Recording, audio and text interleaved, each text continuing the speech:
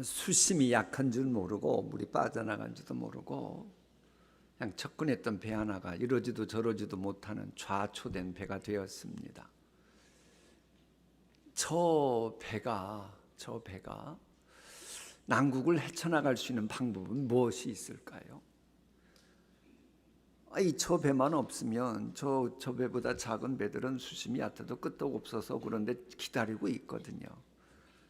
할 수 없다. 저 많은 짐 다 꺼내놓고 저거 빨리 공중분해시키고 부품은 중국 가게로 빨리 넘겨가지고 그나마 작은 이득 보자. 이제 그러는 경우도 있고, 그러기에 너무 아깝다. 우리 주변에 있는 배들 도움받아가지고 밧줄 끌어당겨가지고 바닷가로 빼내자. 그런 것도 있을 수 있고. 근데 그러기에 배가 너무 크다. 그럼 어떻게 해야 되지요? 여러 가지 방법이 있을 수 있겠죠. 그러나 어떤 방법을 하든 후유증이 따릅니다. 그런데 후유증 하나 없이 문제 해결할 수 있는 방법이 있습니다. 물이 들어오면 뭐하면? 물이 들어오면 모든 문제는 다 해결되고 저 배의 다음 목적지로 갈 수가 있는 겁니다. 코로나19 후유증으로 고통당하고 있는 분들, 지금 이것도 저것도 하려고 동분서주하고 있지만 좌초된 배처럼 옴짝달싹 할 수 없는 위기 상황이라고 합니다. 이럴 때 할 수 있는 것은 성경적으로 성령님의 물결이 그 심령에게 임하기를 기다리는 수밖에 없습니다. 힘으로 안 되고 능으로 안 되잖아요. 그럼 이제 오직 하나 성령님의 물결이 밀려오면 자연스럽게 해결되는 거예요. 만에 하나 성령보다 앞서버리면, 만일 저 배가 물 올 때를 기다리지 못하고 앞서서 모든 걸 해체하면 엄청난 손해 있는 것처럼, 나와 가정과 교회를 향한 하나님의 약속이 있어도 성령보다 앞서면 그 모든 가능성들은 너무나도 억울하게 되는 거예요. 그래 본문 앞에 보면 5대양 6대주의 복음 전하는 일 중요하다. 그러나 그것보다 먼저 아버지 하나님의 약속을 기다리라고 하는 겁니다. 아버지 하나님의 약속이 뭐예요? 앞에 보면 성령님입니다. 성령님을 먼저 기다리고 그 다음에 성령님 오시면 그 다음에 너에게 허락한 약속의 말씀의 행보로 나아가라고 하는 겁니다.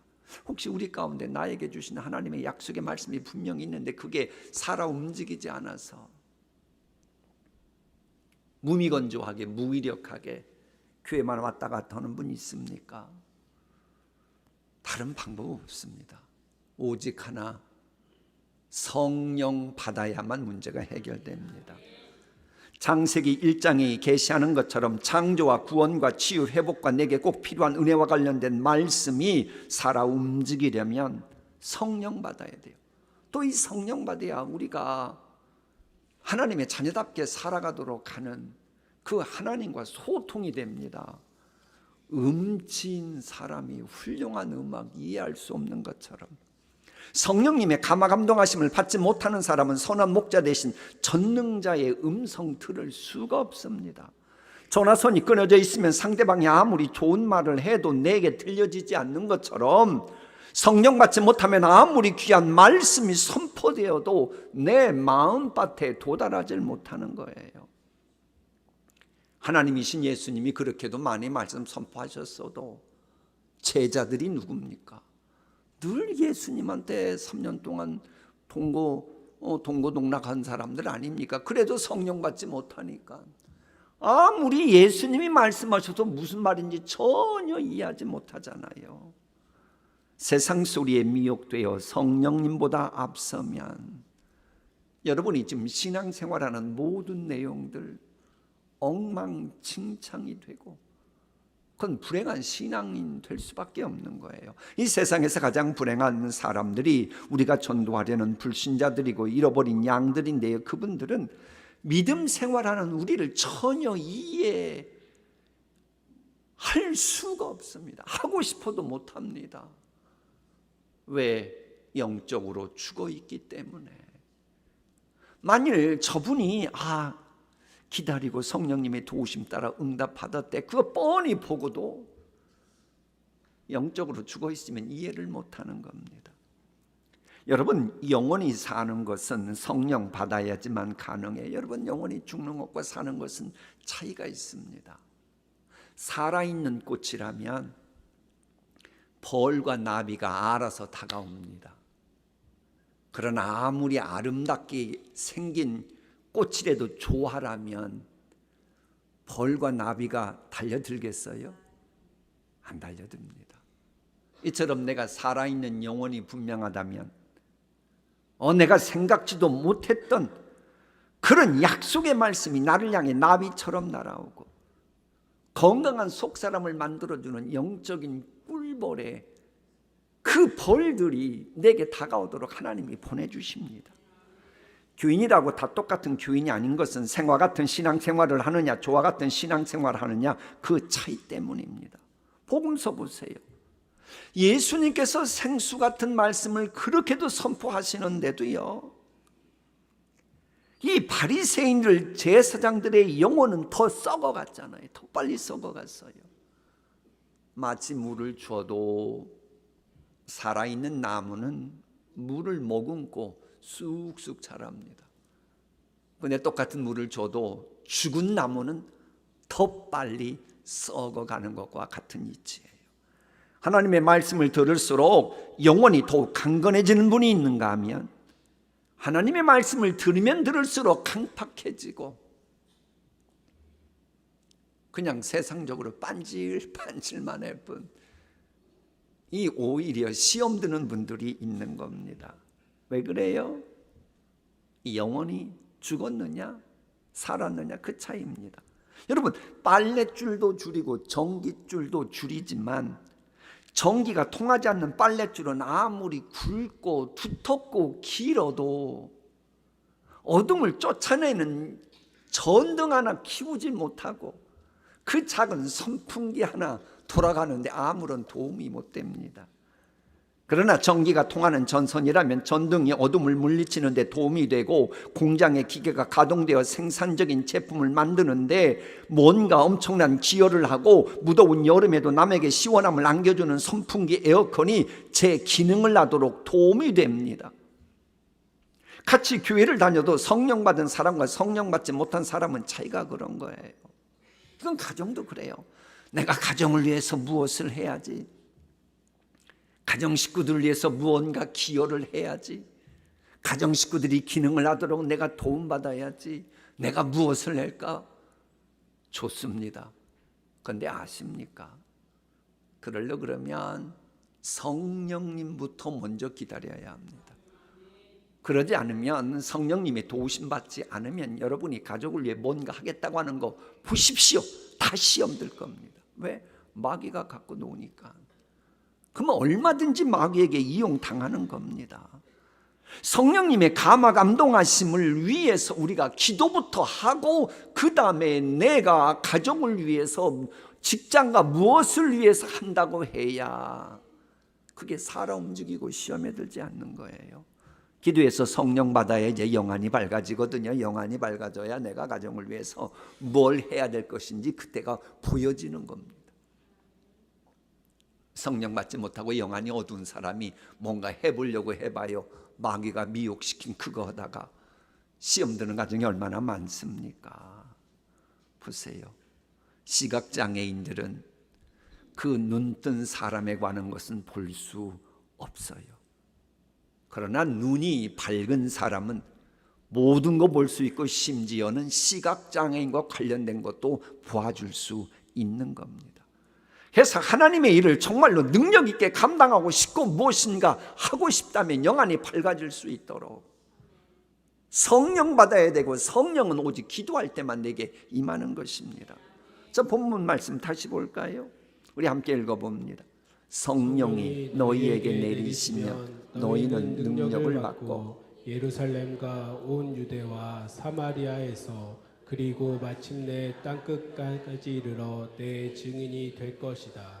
그러니까는 뭐 하나님의 증인이 되고 뭐 땅끝까지 5대양 6대지를 누비며 뭔가 해보고 뭐 그러려면 그 일을 감당할 능력이 있어야 되는 거 아닙니까? 그런데 그 능력은 성령님이 임해야 되는 거예요. 내가 가정을 위해서 혹은 뭐 직장을 위해서 나라와 민족을 위해서 무엇을 하겠다 꿈 거창하게 꾸고 뭐 비전 갖는 거 좋습니다. 근데 그거 하려면 능력이 있어야 될 거 아닙니까? 기계 가동시키려고 하면 힘이 있어야 되고 여러분에게 있는 스펙이 있으면 스펙을 풀가동시킬 여러 가지 에너지, 힘들이 받침되어야 되잖아요.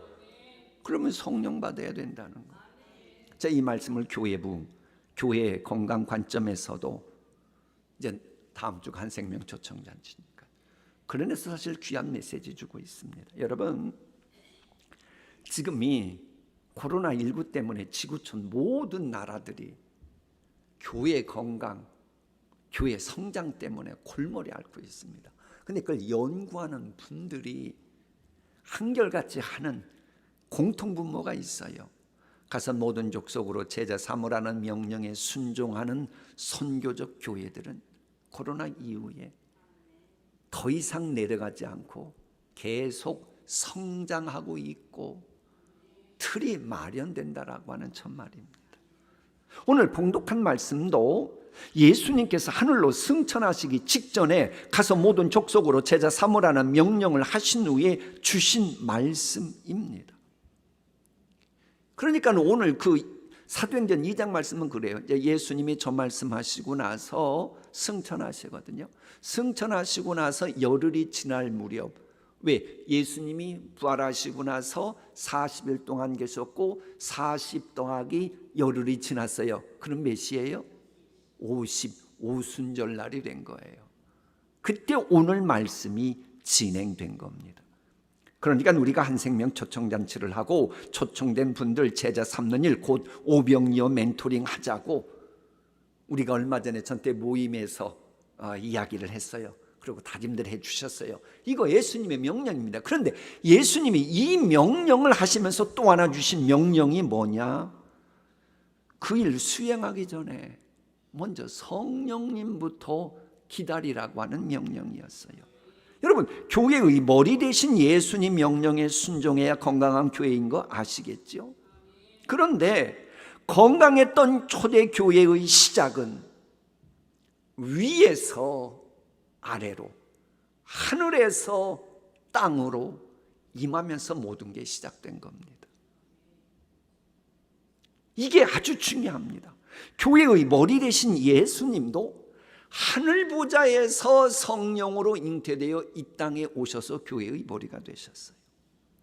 그러니까 교회는 땅에 있는 사람들이 모여가지고 머리를 맞대고 뭐 지혜 짜내면서 우리가 어떤 일을 감당하자 뭐 그리고 그 일을 성취하는 그런 세상적인 종교 클럽이 아니란 말입니다. 이제 간혹 나 지금 교회 가고 있어 이렇게 말하는 분들이 계시던데요. 그것은 건물인 교회가 아니고 성령의 감화 감동을 받은 사람들의 모임에 간다라고 할 때만 하나님이 교회에 간 것으로 인정해 주십니다.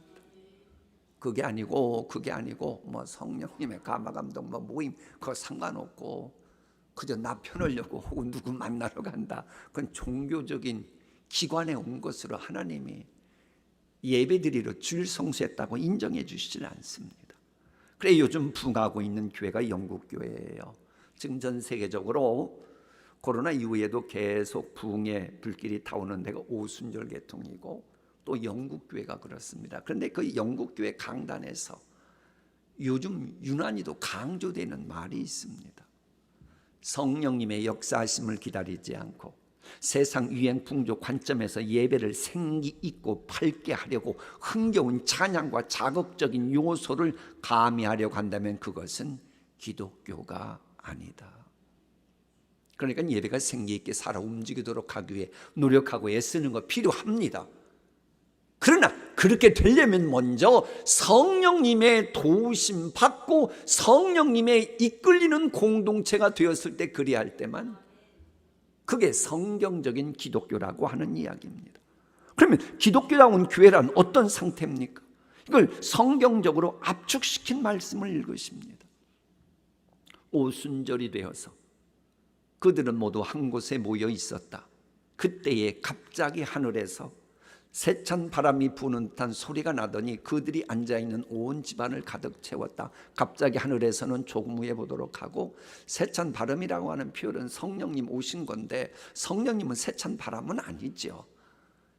성령님의 임재를 뜻할 때 저런 표현 쓰죠. 그래 우리 예수님께서도 복음서에 성령님에 대해서 말씀하실 때 바람이 보이지 않으나 바람이 느껴지는 것으로 성령님에 대한 말씀을 하셨지요.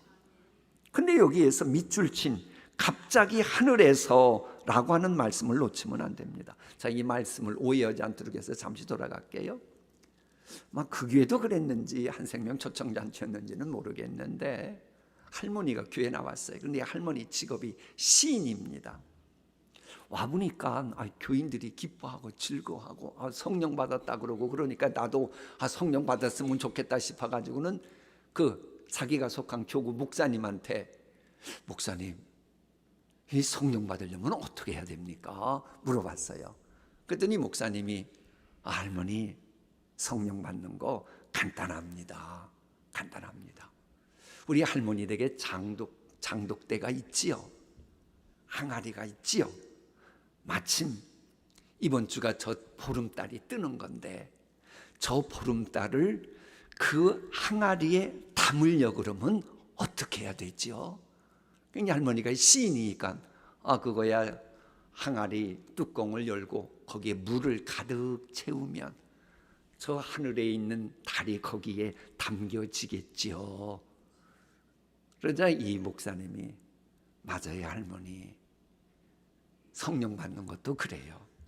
우리가 마음문을 열고 내가 잘못된 죄를 회개하며 눈물로 내 마음을 가득 채우면 그 성령님이 내게 임하는 거예요. 그럴듯한 설명이죠. 근데 여기서 우리가 하나 짚고 넘어가야 될 게 있어요. 그처럼 눈물로 통해 자복하려면 내가 죄인임을 알아야 돼요. 그리고 죄인은 지옥 가는 존재임을 알아야 그 눈물이 펑펑 쏟아지고, 그러면서 날 위해 대속제물이 되어주신 예수님 생각하며 감격의 눈물이 흘리면서 구원받고 하나님의 자녀되는 역사가 일어나는데, 문제는 인간은 죄악 중에 출생했고 죄악 중에 잉태되었음을 모릅니다. 오직 성령님께서 역사하셔야 내가 죄인임을 알게 되고 죄악 중에 출생했음을 깨닫게 되고 나를 위해 대속제물이 되어주신 예수님이 보이게 되고 믿어지게 되는 겁니다. 그래서 우리는 이번 한생명 초청잔치를 앞두고 그분들이 죄인임을 깨닫고 죄를 회개하고 예수님을 영접하고 그러려고 그러면 성령님이 도와주셔야 돼요. 그런데 그 성령님은 기도해야 도와주시거든요. 그래서 우리가 지금 기도하고 있는 거예요. 아멘 않는 분들은 새벽 예배 지금 안 나오는 분들이에요. 왜? 성령님이 도와주셔야 되니까. 기도하면 성령님께서는 우리가 생각지도 못한 때에 생각하지 못한 방법을 동원하셔서라도 역사하십니다. 그래서 본문을 보면요, 갑자기 하늘에서 저 표현이 나오고, 그전 성경은 호련히 하늘로부터라고 되어 있고 똑같아요. 영어 성경도 갑자기 하늘로부터 came from heaven이라고 되어 있잖아요. 여러분을 향한 하나님의 뜻이 이루어지는 것이 그렇습니다. 여러분을 향한 하나님의 뜻이 여러분의 계획대로, 여러분의 계획대로 됩니까? 아니 되더냐고요. 우리는 그저 꿈을 가지고 그렇게 하는 거고 하나님이 도와주시길 바랄 뿐인 겁니다. 그래서 우리 예수님이 봉독한 조금 전에 목사님 읽은 것 중에 보면 때와 기간은 너희가 알 바 아니고 그건 하나님 소관이니까 오직 성령 받으라는 겁니다. 이처럼 내가 하나님 앞에 꿈과 비전을 가진 거 성령님이 역사하시면 꿈 비전 가지십시오. 그러나 그것이 구체적으로 이루어질 타이밍은 언제냐? 그건 하나님 소관이에요. 때가 되면 하나님께서 갑자기 역사하시고 모든 것을 주장하시는 거예요. 이것은 지난주 우리가 야곱 이야기했는데 야곱 보세요. 참으로 가련하고 불쌍했던, 참 마음에 상처가 입었던 야곱이라고 지난주 했는데요. 그런데 또 이 야곱에게는 아주 잘생기고 외모가 헌칠한 형이 있었어요. 그래서 형 예서 때문에 빛을 보지 못했습니다. 그러다 보니까 내가 그래도 이 가정에 임하는 놀라운 복은 내가 질 수 없지. 그래가지고 결국은 꿈을 가지고 비전을 가지고 했는데 그만 일이 틀어지는 바람에 야밤 도주했잖아요. 숟가락 하나 갖지 못하고. 드디어 이제 야밤 도주하고 그러다가 이제 하나님 땅으로 가다가 도중에 돌을 베개 삼고 잠을 잤지요. 그때 놀라운 꿈을 꿉니다. 갑자기 하늘에서 사다리가 내려오는 거예요. 갑자기 내려온 겁니다. 생각지도 않는데 그게 내려오고, 아니 거기를 천사들이 오르락 내리락 하는 거예요. 또 하나님이 생각지도 않게 갑작스럽게 네가 있는 그것도 너에게 주고 너는 소위 말하면 축복의 조상 되겠다, 이런 메시지도 주는 겁니다. 한번 말씀 봉독해 볼까요? 내가 지금 누워있는 이 땅을, 야곱은 생각지도 못했죠. 지금 외손때 가는 그 땅인 겁니다. 그런데 하나님이 갑자기 내가 지금 누워있는 이 땅을 내가 너와 너의 자손에게 주겠다. 너의 자손이 이 땅에 티끌처럼 많아질 것이며 동서남북 사방으로 퍼질 것이다. 이 땅 위의 모든 백성이 너와 너의 자손 덕에 복을 받게 될 것이다. 본인이 생각지도 않았던 갑자기 환상을 보고 갑자기 하나님의 말씀 들리고 갑자기 놓이는 것도 주신다 그러고, 이건 전적으로 야곱의 생각과는 다른 거예요. 지금 도망가는 처지에 저런 거 기도나 했겠어요? 살려달라고나 했겠지. 야곱이라고 거창한 기도했겠어요? 지금 도망다니는 입장인데 일단 살고 봐야 될 거 아닙니까? 그냥 하나님께서는 때가 되니까 갑작스럽게 그 말씀 주신. 그러니까는 야곱이 꿈에서 깨어난 후에 고백한 게 저 고백입니다. 여호와께서 분명히 이곳에 계셨는데도 내가 그것을 알지 못하다니 정말 두려운 곳이구나. 이곳은 바로 하나님의 집이며 하늘의 문이었구나. 여러분, 그렇게 되는 거예요. 기도해 보세요. 어느 하나님의 때가 되면요, 갑자기 생각지도 못했던, 아이고 그 양반이 축복의 통로였구만. 아이고 그 일이 이렇게 됐구만. 그게 바로 하나님의 복이 임하는 문이었네. 그걸 알게 되는 거예요. 아니 바울 보세요. 바울 사도행전 9장에 보면 바울이 어딘가를 향해 갑니다. 그래서 다메섹에서 갑자기 하늘에서 빛이 임하는 거예요. 거기도 갑자기 임한 겁니다. 그 경험이 있고 나서 위대한 바울의 역사가 만들어지잖아요. 그래서 우리는 앞날 정확히 몰라요. 타이밍 몰라요. 그건 하나님이 알려줘요? 안 알려줘요? 왜? 때와 기와는 너희 소관하니까 네 알 바 아니다. 내가 알아서 하마. 그러므로 우리는 쉬지 말고 기도하고 성령의 임재하심 기다리다 보면 때가 되면 하나님이 그 복 우리에게 주시는 겁니다. 이런 맥락에서 하나님의 절대 주권 속에 보내신 갑작스러운 성령님의 임재가 초대교회의 시작이었던 거예요. 모여서 기도할 때에 갑자기 하늘로부터 성령 임하면서 시작된 게 교회라니까요. 이런 교회를 다닌다면 우리도 이런 하나님의 절대 주권 믿고, 그래 약속하셨으면 지키실 분은 하나님이시니 그저 나는 기다리고 성령님의 도우심 그걸 바라지. 그러면 하나님이 알아서 하시는 겁니다. 성령님 하시면 그리스도의 편지로서 하나님의 대사로서 곧 그리스도의 증인으로서 살아갈 수 있고, 그러다 보면 사도행전이 쓰여진 것처럼 사도행전 29장의 주인공 되는 역사가 일어나는 거예요. 성령이 너희에게 내리시면 너희는 능력을 받고 예루살렘과 온 유대와 사마리아에서 그리고 마침내 땅끝까지 이르러 뭐가 될 것이다? 여러분 솔직히 그리스도의 증인 되고 싶잖아요. 하나님이 놀라운 은총 주시고 생업도 하나님이 잘 되게 해주시고 자녀들도 잘 돼서 내가 하나님 되심을 경험한 것임을 솔직히 증거하고 싶잖아요. 우리 가운데 다 그 꿈 있잖아요. 그러려고 그러면 능력 받아야 되는데 그게 바로 성령 임해야 그게 구체화되는 겁니다. 내 증인, 예수님의 증인이란 말이고 그 증인은 성령 받아야 됩니다. 그럼 내가 지금 예수님의 증인답게 성령 받은 사람답게 살아가고 있는지 아닌지 어떻게 알 수 있죠? 그것을 연구했던 사람이 프린스턴 대학교의 총책임자였던 조나단 에즈워즈입니다. 그가 그런 말을 해요. 성령 받은 증인은 몸과 마음과 삶을 통해서 예수 그리스도를 높인다. 여러분, 성령님의 역사하심 속에 여러분과 가정과 자녀들과 생업을 통해서 예수 그리스도 높이기를 축복합니다. 하나님과 사람을 사랑한다. 성경을 존중히 여기고 사슴이 신의 문을 찾듯이 말씀을 사모한다. 사탄과 흑암의 세력, 죄의 세력에 대항하여 담대하게 영적인 싸움을 감당한다. 저게 바로 성령 받은 증인의 삶입니다. 그래, 이번 한생명 초청장치를 앞두고 지난 한 주간 통계를 보니까요, 내가 우리 행정목사님한테 한번 해보라 그랬어요. 근데 우리 교회가 주님이 원하시는 그 증인되는 교회를 꿈꾸고 새벽마다, 매일 새벽마다 기도하는 분들이 계셨어요. 그 중에는 업무가 바쁘신 분인데도 나와서 기도하는 분도 계시고, 그러니까 우리 교인의 약 10분의 1이 현장에서 혹은 온라인으로 동참했더라고요. 감사한 일이죠? 왜 아멘들 안 해요? 어떻게 되나 두고 보자. 그건 성령님이 주시는 심보가 아니에요.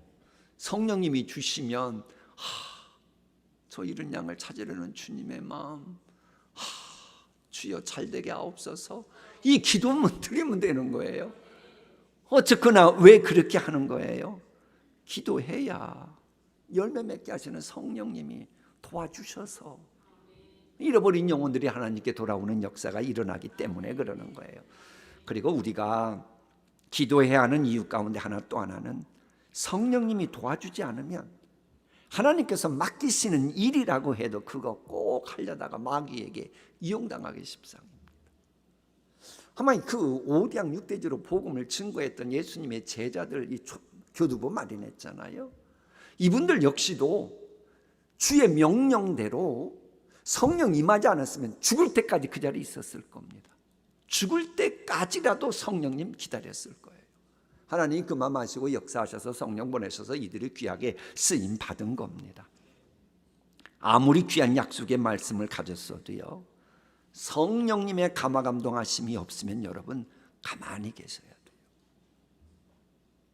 괜히 성령님의 감화감동하심도 없는데 어떤 약속의 말씀 하나 붙들고 뭔가 해보려고 그러면 그 말씀을 가지고 마귀가 이용하잖아요.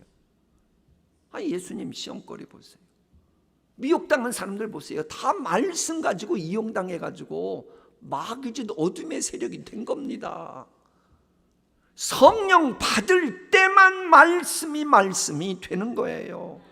그러니 잠잠해야 됩니다. 크게 술립니다. 자 보세요. 물고기, 강에 있는 물고기는 지금 물이 안 들어왔으면 물이 올 때까지 기다려야 합니다. 괜히 살겠다고 강 밑바닥에서 몸부림치면 칠수록 빨리 죽습니다. 그럴 때는 가만히 기다리고 물이 올 때까지 기다려야 하는 겁니다. 물고기의 지느러미는 물이 있어야 헤엄도 하면서 물고기 구실할 수 있는 것처럼 우리 각자의 존재 이유와 목적이 살아나는 사람 구실하고 싶어요? 그럼 사람 구실하게 하는 말씀이 살아 움직여야 되잖아요. 이 말씀이 살아 움직이는 것은 성령님이 역사해야만 살아 움직이는 거예요. 성령님이 역사하셔야만 말씀이 되면서 그 누구도 경험하지 못한 신앙생활의 묘미를 만끽해요. 마치 물을 만난 물고기가 신나게 살 수 있듯이 말입니다. 한생명 초청잔치 때 교회 처음 나왔어도요, 그 자리에 성령님께서 우리의 기도 들으시고 임하잖아요. 그분은 그 순간 새 사람이 되고 새로운 피조물도 되고 하나님의 자녀된 행보가 본격적으로 시작됩니다. 그래서 주변에 보면 나는 교회 처음 나온 그때부터 교회 안 빠지고 이렇게 되었다고 하는 그런 재직들이 계시잖아요. 하지만 교회 오래 다녔어도 성령 받지 못하면, 성령보다 앞서면 예수님 당시의 바리새인 율법사들처럼 아는 건 많은 것 같은데 말씀의 능력을 전혀 체험하지 못하고 오히려 예수님을 대적하고 예수님을 십자가에 못 박으라고 하고 요즘 말로 교회 변질시키는 암덩어리가 되잖아요. 그래서 교회 일꾼은 무엇보다도 성령님보다 앞서지 않는 게 훈련된 사람이어야 하는 겁니다. 성령 받으면 주님이 베푸시는 은혜가 얼마나 높고 깊고 풍성한지를 시간이 지날수록 깨닫게 돼요. 그러니까 사도 바울도 시간이 지날수록 어떠나 봐요. 더 은혜가 풍성함을 알게 되잖아요. 그런데 문제 있는 교회들의 특징은 오래 다닌 분들이 은혜를 못 받아요. 닳고 닳아가지고. 왜 그러겠어요? 성령님보다 앞선 반질반질한 강팍한 마음 때문에요. 성령 받아야 말씀의 능력을 체험하는 사연들이 많아지면서 하나님 되심을 말과 행동으로 증거하는 증인이 되고, 또 그런 교인이 많아져야 건강한 교회 되잖아요. 이런 복이 우리에게 임하기를 소원합니다. 근데 이렇게 하려면 반드시 해야 되는 거 하나 있어요. 그게 바로 기도입니다. 자, 오늘 말씀 함께 읽고 말씀 마칩니다. 시작. 너희가 악할지라도 좋은 것을 자식에게 줄 알거든 하물며 너희의 하늘 아버지께서 구하는 자에게 성령을 주시지 않겠느냐. 오늘부터 기도 생활하셔서 여러분 가정과 여러분과 우리 교회를 향한 하나님의 말씀이 살아 움직이는 역사가 일어나기를 소망합니다. 기도하십니다.